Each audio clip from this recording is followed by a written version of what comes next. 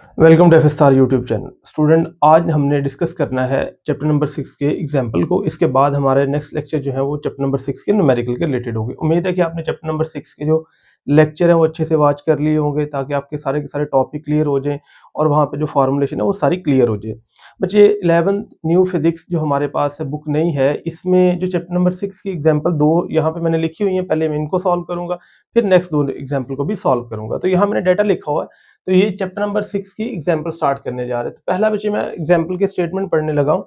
कह रहे हैं कि 1 मोल, यहाँ पे हमारे पास जो है वो गिवन डाटा में एक तो 1 मोल आएगा आपके पास ऑफ एन आइडियल गैस, यानी जो गैस है वो आइडियल हमारे पास है, और जो है वो ideal gas at a temperature of 300 kelvin. तो यहाँ पे हमें सेकंड चीज जो गिवन है वो टेम्परेचर है। तो पहले हमारे पास जो है वो नंबर ऑफ मोल है गिवन डाटा के अंदर, हम लिख लेते हैं एन की वैल्यू हमारे पास आएगी 1 मोल के बराबर, और जो टेम्परेचर है वो मेरे पास ने गिवन किया है 300 केल्विन। ये दो चीजें हमने गिवन स्टेटमेंट में से अलग कर ली।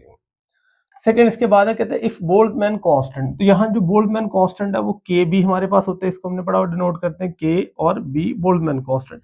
इसकी वैल्यू भी उसने हमें गिवन कर दी, वो कहता है 1.38 इंटू 10 की पावर -23 जॉल पर केल्विन। तो ये हमारे पास थर्ड गिवन डाटा था। इसके बाद कहता है calculate the volume of the gas. तो आप लोगों ने क्या कैलकुलेट करना है? वॉल्यूम कैलकुलेट करना है कि वॉल्यूम कितना आएगा, और जो प्रेशर ऑफ अ गैस है वो गिवन है हमें 1 atm। 1 atm को आप लोग कह सकते हैं 101,325 पास्कल या न्यूटन पर मीटर का स्क्वायर। तो ये हमारे पास जो गिवन डाटा है। अब देखते हैं कि इसके लिहाज से कौन सी इक्वेशन लगेगी और इसको हम लोगों ने कैसे सॉल्व आउट करना है। बच्चे, हमारे पास इक्वेशन होती है फर्स्ट, जो आप पास आइडियल गैस इक्वेशन है, पीवी इज इक्वल टू एक एनआरटी भी आप लगा सकते हैं और एनकेटी भी लगा सकते हैं। तो इससे फर्क नहीं पड़ेगा कि आपने एनआरटी वाली यूज करनी है या एनकेटी वाली, इससे फर्क नहीं आएगा। अगर एनकेटी वाली है तो वो एन के इंटू टी है, तो के यहाँ पे बोल्ट्जमैन कांस्टेंट है, मैं यहाँ पे बी लिख दूंगा। ये जो एन है ना, ये मैं थोड़ा सा यहाँ सॉल्व कर देता हूँ। स्मॉल एन जो हमारे पास होता है वो होता है एन ओवर एन ए के बराबर, एवोगैड्रोस नंबर। तो यहाँ पे n multiply by N A will be equal to, ये बराबर आएगा कैपिटल N। तो ये आपने याद रखना है कि जो कैपिटल N है वो बराबर आ रहा है n multiply by N A के बराबर। तो ये हमारे पास वैल्यू आएगी। अब यहाँ पे आपने n की जगह वैल्यू पुट करनी है, तो यहाँ पे PV का फार्मूला हमारे पास आएगा PV will be equal to small n number of mole into Avogadro's number into क्या आएगा के बी इंटू टी आ जाएगा। अब यहां से हमने v निकालना है क्योंकि हमें वॉल्यूम मालूम करना है। तो यहाँ p मल्टीप्लाई इधर जाके डिवाइड हो जाएगा, तो वॉल्यूम की अगर हमारे पास इक्वेशन देखा जाए तो v का फार्मूला आएगा n एन ए के बी इंटू टी, ओवर में हमारे पास p आ जाएगा प्रेशर। तो ये हमारे पास फॉर्मूला आता है कि हमने यहाँ ऐसे वैल्यूज पुट करनी है। अब देखा जाए तो हमारे पास n की वैल्यू तो 1 मोल है इनटू एन ए है एवोगैड्रोस, तो ये आएगा 6.02 10 की पावर 23 मल्टीप्लाई बाय के बी की वैल्यू अगर देखा जाए तो हम यहाँ पुट कर सकते हैं, मैं यहाँ पे लिख सकता हूँ। तो ये हमारे पास के बी की वैल्यू 1.38 इंटू 10 की पावर -23 इंटू टी टेम्परेचर है वो आ रहा है मेरे पास 300 केल्विन डिवाइडेड बाय प्रेशर आएगा मेरे पास, तो ये 101,325। तो ये यहाँ तक उम्मीद है कि आपको समझ आ गई होगी। यहाँ मैंने पहले PV is equal to N K T put किया, फिर मैंने कैपिटल एन की जगह वैल्यू पुट की, तो यहाँ तक इक्वेशन मेरे पास आ गई। अब कैलकुलेटर आप लोगों ने ये साइंटिफिक पास रखना है, क्योंकि हमारे पास ये कैलकुलेटर जो है वो ज़्यादा अच्छा होता है न्यूमेरिकल को सॉल्व करने के लिए।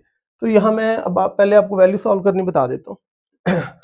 तो यहाँ पे अगर देखा जाए तो ये 10 की पावर 23 से क्या हो जाएगा, कैंसिल हो जाएगा।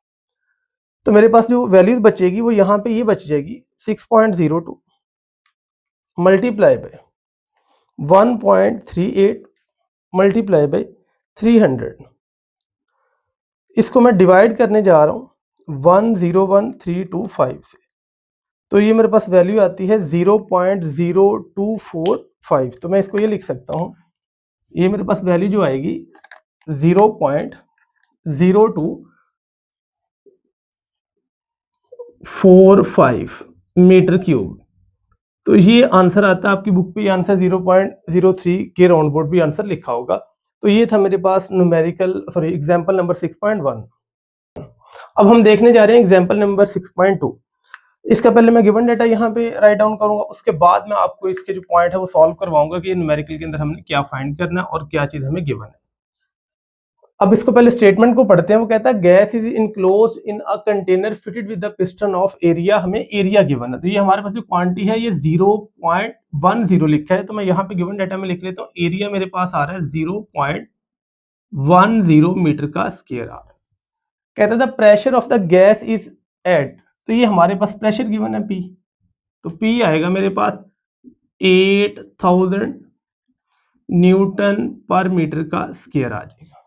कहता है कि when heat is slowly transferred the piston is pushed up through a distance of 4 centimetre. तो ये जो डिस्टेंस है ये अप जा रहा है, पिस्टन अपवर्ड मूव कर रहा है। और वो कहते हैं कितने डिस्टेंस से मूव किए, 4 सेंटीमीटर, या इसको आप लिख सकते हैं 0.04 मीटर आ जाएगा। तो यहां तक गिवन डाटा राइट डाउन कर लिए।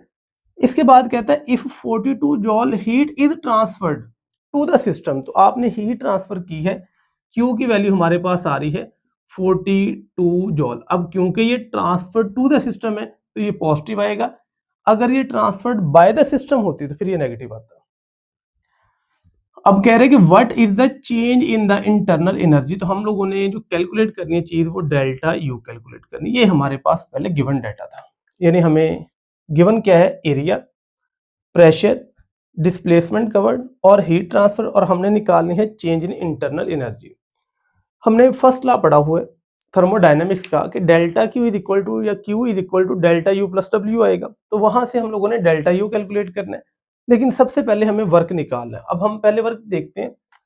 हमने वर्क की इक्वेशन पढ़ी है, वर्क इज इक्वल टू बच्चे बराबर आता है पी डेल्टा वी के बराबर। तो यहाँ पी तो प्रेशर है और डेल्टा वी वॉल्यूम में चेंज है। तो अगर इसको हम सॉल्व करें तो ये आएगा W is equal to P A और डेल्टा वाई। ये हमने वॉल्यूम की जगह वैल्यू पुट कर दी ए इंटू डेल्टा वाई। अब यहाँ पे वैल्यूज पुट कर लेते हैं। वर्क इज इक्वल टू मतलब यहाँ पे हमारे पास प्रेशर आ रहा है 8000, ये हम लोगों ने यहाँ से वैल्यू की मल्टीप्लाई 8000। ए हमारे पास एरिया है जो कि 0.1 है, मल्टीप्लाई बाय, और ये आ रहा है 0.04। अब इन सारी वैल्यूज को मैं मल्टीप्लाई करूंगा कैलकुलेटर पे। ये 8000 मल्टीप्लाई बाय 0.1 मल्टीप्लाई बाय 0.04। तो अगर देखा जाए तो ये वैल्यू मेरे पास आ रही 32 जॉल की। तो यानी वर्क हमारे पास आएगा 32 जॉल का। तो यहां तक हमने वर्क कैलकुलेट कर लिया, लेकिन हमने निकालनी है चेंज इन इंटरनल एनर्जी। अगर हम देखें तो हमारे पास जो फर्स्ट लॉ है थर्मोडायनेमिक्स का वो हम अप्लाई करेंगे, फर्स्ट लॉ ऑफ थर्मोडायनेमिक्स, यानी हमारे पास फर्स्ट लॉ हम अप्लाई करेंगे और यहां से इंटरनल एनर्जी में चेंज निकालेंगे। देखिएगा इक्वेशन थी Q is equal to delta U plus W. तो ये Q हमारे पास internal energy, sorry Q heat transferred है, तो ये हमें गिवन है 42। डेल्टा यू हम लोगों ने कैलकुलेट करना और W वर्क है और वो आ रहा है 32 का। अब 32 उधर ऐड हो रहा है, इधर आके माइनस हो जाएगा, तो हम लिखेंगे 42 minus 32 is equal to delta U, और ये बराबर आएगा 10 जॉल की। तो ये इंटरनल एनर्जी में जो चेंज है ये हमारे पास आएगा प्लस 10 जॉल का। तो प्लस 10 का मतलब क्या है कि इंटरनल एनर्जी जो सिस्टम की क्या कर रही है, ये इंक्रीज कर रही है, तभी आंसर पॉजिटिव आएगा। अगर यहाँ नेगेटिव आता तो हम कहते हैं ये डिक्रीज करती है। ये थे 6.1 और 6.2 एग्जाम्पल। अभी हम इसके बाद करेंगे 6.3 और 6.4 एग्जाम्पल।